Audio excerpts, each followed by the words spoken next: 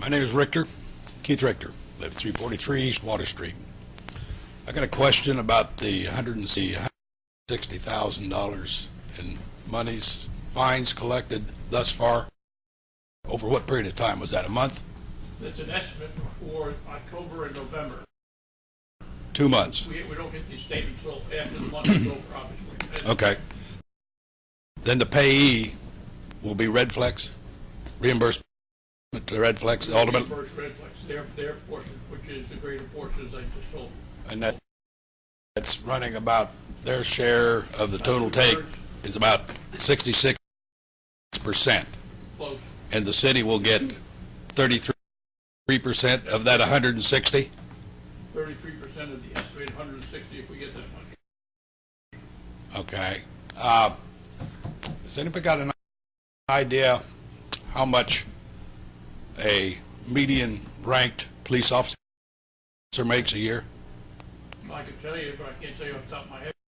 But closer, probably $85,000, including insurance. Everything else says they have family insurance. Okay, for $160,000, you could have 2 police officers on the force?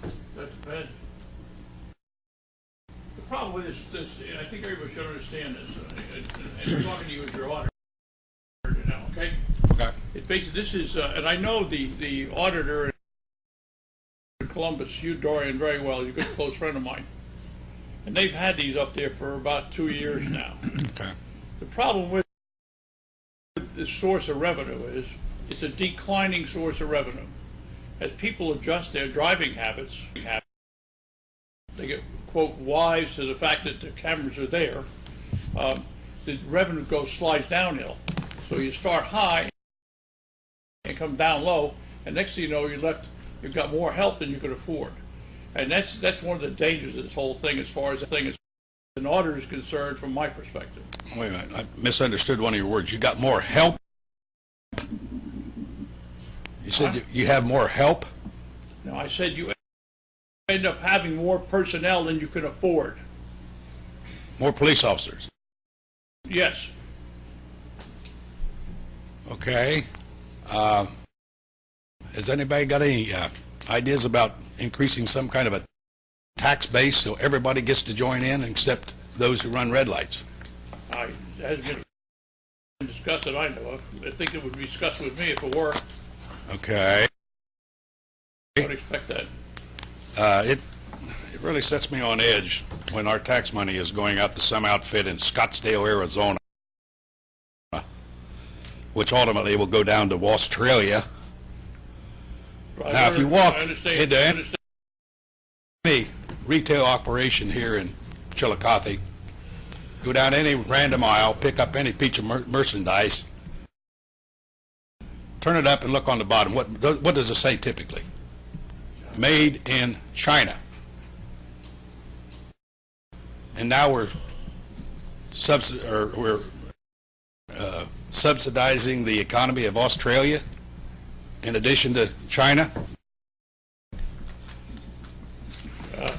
I'm old enough that I tell you what, I don't particularly care to see something made in China or Japan or any of the rest of those places, but you know, it is what it is. I guess I got to live here. Well, how long are we going to be able to live here if all of our jobs and money go out of the country? Right. Is that a question? Does anybody have an answer?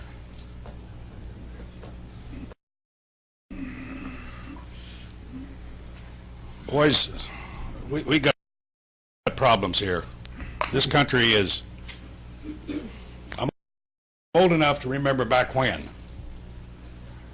And today I don't like seeing what happens locally and nationally with us. If you walk out some quiet winter's evening, maybe the snow has drifted down softly and it's silent, and you muster up all your hearing power and perk your ears up and listen softly,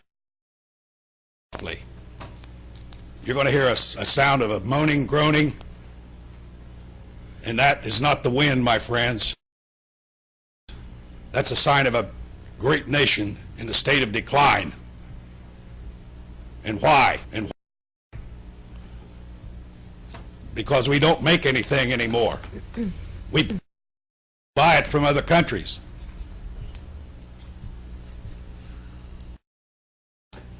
We've got the situation now where the CEOs of the big three automobile companies, Ford, Chrysler, General Motors, traveled to Washington, D.C.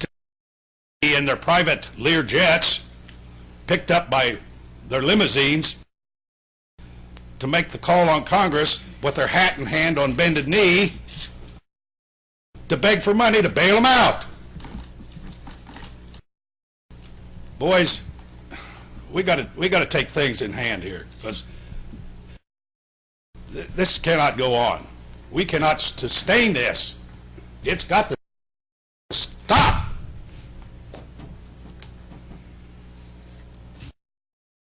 I'm only speaking for myself, but I'm almost sure that there's other people, not only back here but elsewhere out there in the dark, that's got feelings the same as I. My next birthday, I'm going to be pushing 70 years old. The only thing I got going, I guess, for me is there's not going to be many more days on this earth that I'm going to have to watch this country dissolve and self-implode. I'm going to be in the ground looking at the root system of daisies. And there I don't give a damn after that. But some of you, my kids, my grandkids, are going to have to shoulder the responsibility and bear the burden to try to recover what has been lost. Thank you very much, sir.